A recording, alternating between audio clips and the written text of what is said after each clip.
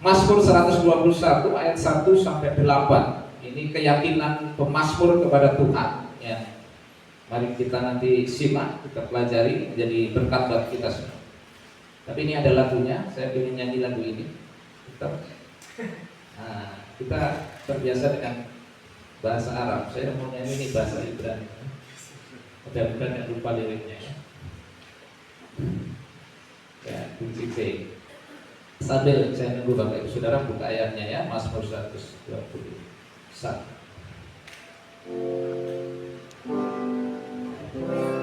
Sainai elhe hari meayin yebu estri me Adonai ose shamai va'are.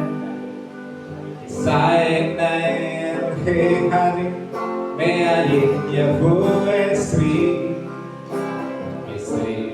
me Adonai Yesuati. Hine lo yanu lo yisa shomer Israel. Hine lo yanu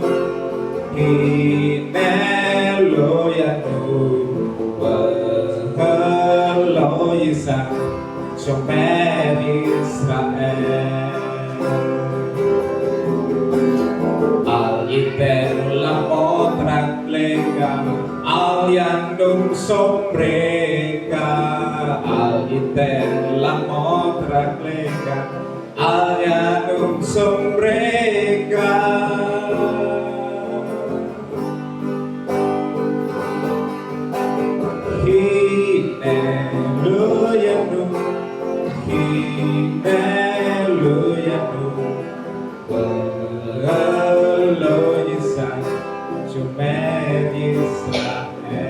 Ya, sesungguhnya tidak terlelap dan tidak tertidur penjaga Israel. Mari kita simak Mazmur 121. Saya baca ayat 1, Bapak Ibu sudah 2, dan seterusnya ya. Nyanyian ziarah. Aku melayangkan mataku ke gunung-gunung, dari manakah akan datang pertolonganku?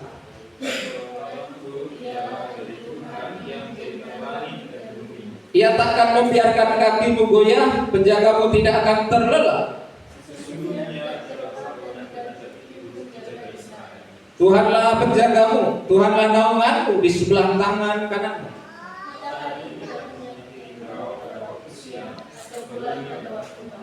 Tuhan akan menjaga engkau terhadap segala kecelakaan. Ia akan menjaga nyawamu.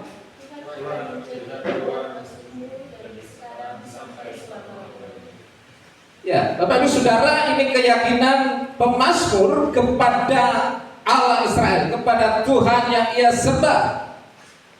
Nyanyian ziarah, saya sering jelaskan ini bukan seperti kita ziarah kubur, nyanyian pendakian. Jadi setiap tahun ada 3 kali hari raya ya. Setiap laki-laki wajib ke Yerusalem 3 kali, setahun 3 kali. Jadi ada 3 hari raya. Mereka dari berbagai suku, dari berbagai wilayah itu harus pergi ke Yerusalem karena di sana ada rumah Allah, karena di sana ada bait Allah ya. Itu konteksnya. Jadi ini banyak dinyanyikan, termasuk yang 121 ini. Nah, saya beri tema rasa aman kita di dalam Tuhan. Rasa aman kita di dalam Tuhan. Di tengah ketidakpastian keadaan kita, di tengah ketidakpastian sekitar kita, kondisi apapun ya, tapi kita bisa menemukan rasa aman kita di dalam Tuhan. Nah, mengapa demikian? Ada 2 hal. Yang pertama, karena Tuhan penolong kita. Nah, karena Tuhan penolong kita, maka itu membuat jiwa kita aman, nyaman, tenang ya. Di ayat 1, aku melayangkan mataku ke gunung-gunung, dari mana akan datang pertolonganmu? Pertolonganku, perhatikan ini ya. Pertolonganku ialah dari Tuhan yang menjadikan langit dan bumi. Pemazmur ketika datang ke Yerusalem, ini perjalanan yang cukup lumayan ya, dari berbagai daerah. Dan di sana ini nggak seperti sekarang naik mobil atau naik pesawat cus sudah dekat ya. Zaman dulu mungkin jalan kaki atau dengan keledai atau ya hewan begitu ya. Dan ini cukup memakan waktu. Di tengah perjalanan kanan kiri bisa terlihat gunung atau mungkin bukit ya, bukit juga bisa itu ya. Nah, satu pertanyaan muncul dari pemazmur, dari mana datang pertolonganku? Dari mana datang pertolonganku? Bisa jadi pemazmur ini sedang mengalami persoalan atau dia sedang bergumul sesuatu. Dia harus pergi ke Yerusalem. Mungkin dia belum menemukan jawaban dari persoalan-persoalan yang dia hadapi. Kita tidak tahu lebih jelas. Tapi satu keyakinan yang muncul dalam hatinya. Dia berkata, Esri me Adonai, Ose, Syama Yibahari. Pertolonganku ialah dari Adonai, dari Tuhan yang membuat langit dan bumi. Jadi Tuhanlah sumber pertolongan sejati. Dan ini bukan penolong seperti manusia ya. Ini pertolongan ini dari sumber yang luar biasa. Pemazmur menulis dari Tuhan, bukan cukup Tuhan, ditambahkan dengan frase yang menjadikan langit dan bumi. Dan ini menjadi penting ya. Tuhan yang menjadikan langit dan bumi, yang punya kuasa untuk menciptakan alam semesta ini. Bayangin, kalau sumber pertolongannya aja dahsyat, yang menciptakan langit dan bumi, maka jiwa pemazmur bisa aman, bisa tenang. Kita tidak tahu apa persoalan yang dihadapi oleh pemazmur, tapi keyakinannya jelas. Ketika dia melihat sesuatu, mungkin dia tidak menemukan pertolongan, sumber pertolongan, tapi dia menemukan satu-satunya sumber yang dapat diandalkan, yaitu Tuhan yang menjadikan langit dan bumi. Bapak Ibu Saudara, ketika kita menghadapi masalah, saya kira sering kita bermasalah ya. Saya melihat kalau WL-nya bilang ayo kita tersenyum, mungkin itu banyak yang datang karena berbagai persoalan dan masalah, sehingga datang ke gereja itu susah tersenyum ya. Ya, karena kita memang makhluk yang ya banyak pergumulan ya, tidak seperti bebek yang lahir langsung bisa renang cari makan sudah.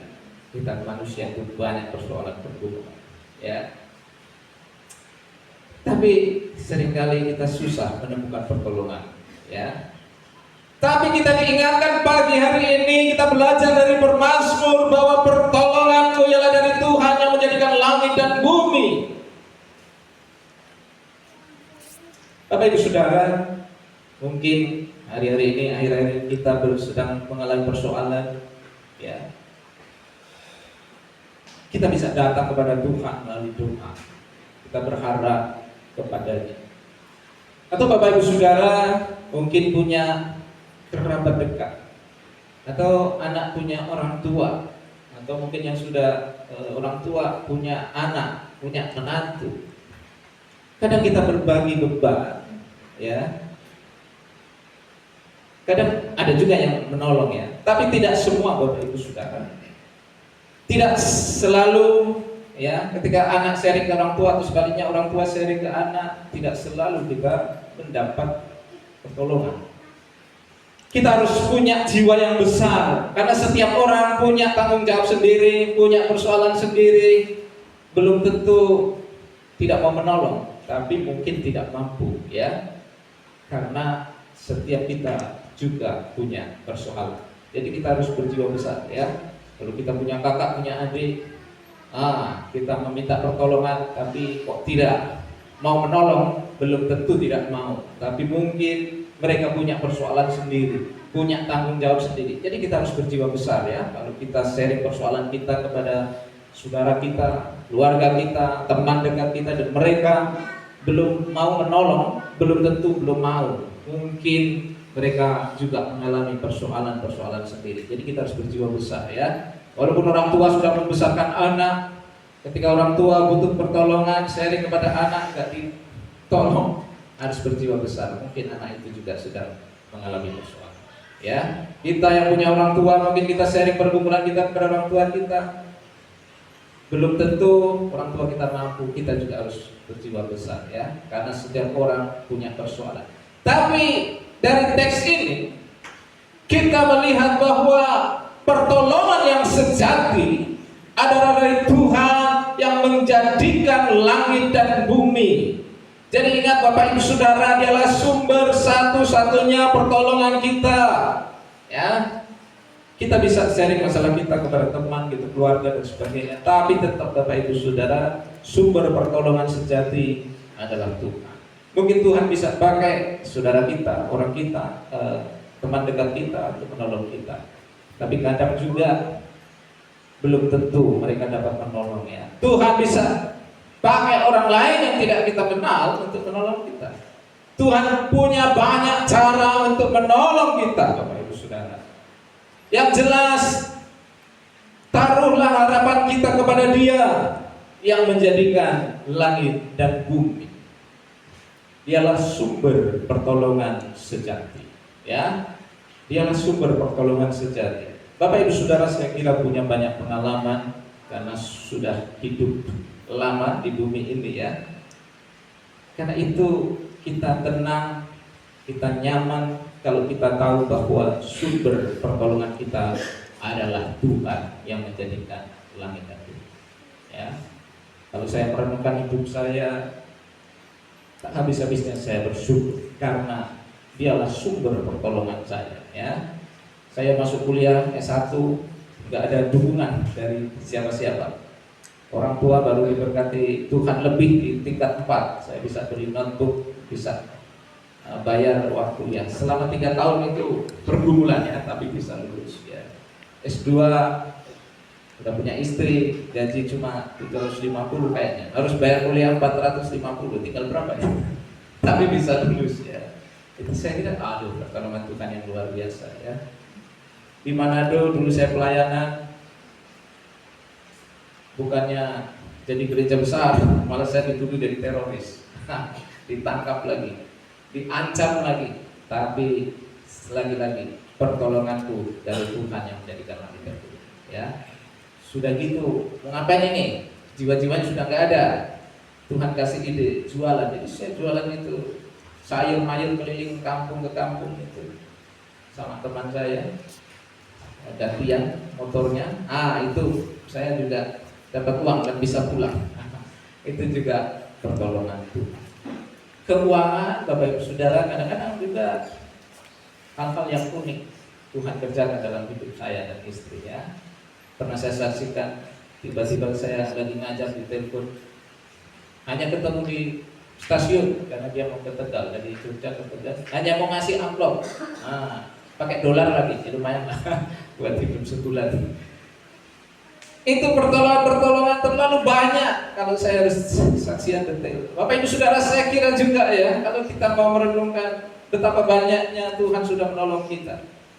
Kalau kita mau, ya, jangan lupakan pertolongan Tuhan supaya iman kita tetap kepada Dia, supaya ini menjadi keyakinan dalam hati kita. Pertolonganku ialah dari Tuhan yang menjadikan langit dan bumi.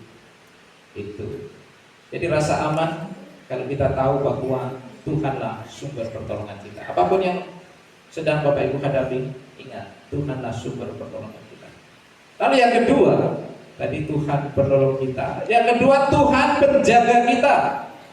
Dari ayat 3 sampai 8 itu berkali-kali disebutkan. Di ayat 3 dikatakan penjagamu tidak akan terlelap. Di ayat 4 tidak terlelap dan tidak tertidur penjaga Israel. Di ayat 5 Tuhanlah penjagamu. Di ayat 7 Tuhan akan menjaga engkau. Ia akan menjaga nyawamu. Di ayat 8 Tuhan akan menjaga keluar masukmu. 1, 2, 3, 4 5 ayat itu ada kata penjaga atau menjaga. Berarti ini sangat penting, ya. Dia sumber pertolongan kita, tapi Dia juga adalah sumber keamanan kita, karena Dialah yang menjaga kita. Di ayat 3, Ia tidak akan membiarkan kakimu goyah. Tidak membiarkan kakimu goyah. Ini kalau kita pahami secara fisik, perjalanan jauh ke Yerusalem kadang-kadang membuat kaki lemas. Belum lagi kalau ada batu bisa tersandung, bisa tergelincir. Tapi keyakinan pemazmur, ia tidak akan membiarkan kakimu goyah. Jadi Tuhan menjaga fisik pemazmur ini, ya. Tapi juga ini bisa diartikan perjalanan hidup kita. Kalau kita menyerahkan hidup kita kepada Dia, pencipta langit dan bumi, maka perjalanan kita aman di tangannya saja, ya. Tuhan sanggup membuat kita tetap tegak dan tidak terjatuh. Takkan membiarkan kakimu goyah. Nah, kemudian di 3b dan 4, penjaga seperti apa? Ya, penjaga yang tidak membiarkan kaki kita goyah, tapi juga penjaga yang tidak terlelap dan tidak tertidur. Penjagamu tidak akan terlelap, sesungguhnya tidak terlelap dan tidak tertidur penjaga Israel. Kalau manusia yang menjaga ada kelelahan dan ada waktunya terlelap atau tertidur. Bapak Ibu kalau berbaring di rumah sakit, yang jaga istri atau anak atau keluarga, kadang-kadang yang sakit masih melek, yang jaga di sebelah udah tidur. itu wajar, ya kan? Wajar. Ronda, kalau di desa-desa, di kampung-kampung ada ronda. Jam 10 masih melek, jam 11 masih melek. Kopinya habis, gorengannya habis, satu-satu ya. Kata manusia ada rasa lelah, capek, ngantuk. Tapi Tuhan tidak pernah terlelap, tidak pernah tertidur. Dia selalu aktif, Dia selalu peduli, dan Dia selalu menjaga kita. Tidak pernah lengah, tidak pernah lengah. Ya, Tuhan yang menjaga kita. Suatu kali saya pagi-pagi waktu di Manado nganterin teman dari Manado ke daerah Tumukundang. Jadi pagi-pagi sekali. Pulang saya ngantuk, terlelap. Naik motor, turun, mau menuju ke kota Manado. Tiba-tiba saya hilang. Dalam arti terlelap, tertidur. Bangun-bangun kaget, sudah di trotoar. Nah, motor saya masuk, roda depan itu sudah seperti angka 8. Kacau. Saya bawa ke bengkel. Mereka bilang, mana ini? Kurbannya mana? Jangan-jangan sudah mati. Karena lihat kondisi motornya rusak. Ini saya masih hidup loh. Motor kondisi seperti itu hancur, tapi orangnya masih hidup. Saya bersyukur. Kalau saya ke kanan, bisa saja nganter ke kanan tertabrak mobil, Pak. Bisa mati saya. Tapi ke kiri, untungnya nganter terus drosornya ke kiri. Jadi saya masih selamat, ya. Saya berpikir terima kasih Tuhan. Ya, walaupun ada kecelakaan, tapi saya masih aman, masih hidup. Cuma lecet sedikit saja, ya. Motornya yang rusak parah. Nah, tidak terlelap, tidak tertidur, penjaga kita. Ayat 5. Tuhanlah penjagamu, Tuhanlah naunganmu di sebelah tangan kananmu. Naungan, ini berbicara perlindungan, perlindungan dari ancaman, perlindungan dari mara bahaya dan sebagainya. Kemudian di sebelah kanan. Nah, sebelah kanan ini dalam budaya Ibrani, kalau tangan kanan itu berbicara kekuatan, kehormatan, dukungan. Bayangkan, Tuhanlah yang akan menjaga kita, memberi kekuatan, mendukung dan memberi kehormatan kepada kita. Asalkan kita ikuti terus jalannya. Nah, kalau kita menceng-menceng, itu persoalan lain. Tuhan yang menjadi andalan kita. Dia sanggup mendukung dan memberikan kekuatan dan kehormatan dalam hidup kita. Inilah penjaga yang luar biasa, ya. Bukan hanya penjaga, tapi juga memberikan dukungan, kekuatan dan kehormatan. Lalu matahari tidak menyakiti engkau dan pada waktu siang atau bulan pada waktu malam. siang malam. Ini berbicara waktu. Jadi Tuhan menjaga kita segala waktu, baik siang maupun malam. Menjaga Israel tidak pernah lengah. Setiap waktu Tuhan menjaga kita. Ayat 7, Tuhan akan menjaga terhadap segala kecelakaan, Ia akan menjaga nyawamu. Ini terjemahannya agak beda ya. Sesungguhnya ini kata ra. Ra itu jahat, buruk. Ini kebalikan dari top. Kalau top itu baik ya. Kalau ra itu jahat, kejahatan atau buruk. Tuhan menjaga engkau terhadap segala yang jahat, terhadap segala yang buruk. Kemudian ini diterjemahkan dengan kecelakaan di bahasa Indonesia ya. Dan 8, Tuhan akan menjaga keluar masukmu dari sekarang sampai selama-lamanya. Keluar masuk ini ungkapan Ibrani yang artinya seluruh aktivitas hidupmu. Tuhan yang menjaga seluruh aktivitas hidupmu. Wah, bayangkan nih, betapa dahsyatnya Tuhan kita. Dia menjaga kita, tidak terlelap, tidak tertidur, memberi kekuatan, terus peduli, tidak pernah lengah, segala waktu, menjaga dari kejahatan. Tapi seluruh aktivitas hidup kita Tuhan jaga. Kapan? Dari sekarang sampai selama-lamanya. Wow, selama-lamanya, kekal. Lalu mungkin ada pertanyaan, jika ada yang celaka, apakah hal itu berarti Tuhan tidak mampu menjaga? Tidak, Bapak Ibu Saudara. Semua dalam kendali Tuhan. Semua dalam kendali Tuhan. Ayub, kisah Ayub kita tahu semua ya. Bukannya Tuhan tidak mampu menjaga Ayub tetap sehat, tidak bangkrut. Tuhan mampu. Tapi Tuhan biarkan, Tuhan izinkan karena iblis minta izin untuk melakukan hal yang buruk. Tapi Tuhan tahu yang terbaik. Tuhan izinkan itu untuk menguji iman Ayub, dan iman Ayub betul-betul luar biasa ya. Seperti emas yang dimurni. Rasul Paulus pernah berdoa bahkan sampai 3 kali, Tuhan tolong duri dalam daging ini. Kita tidak tahu apa itu, tapi itu persoalan, tapi itu kesulitan. Tapi Tuhan berkata cukup. Bukannya Tuhan tidak mampu menghilangkan duri dalam daging itu. Cukup. Itu Tuhan izinkan supaya Paulus tidak sombong.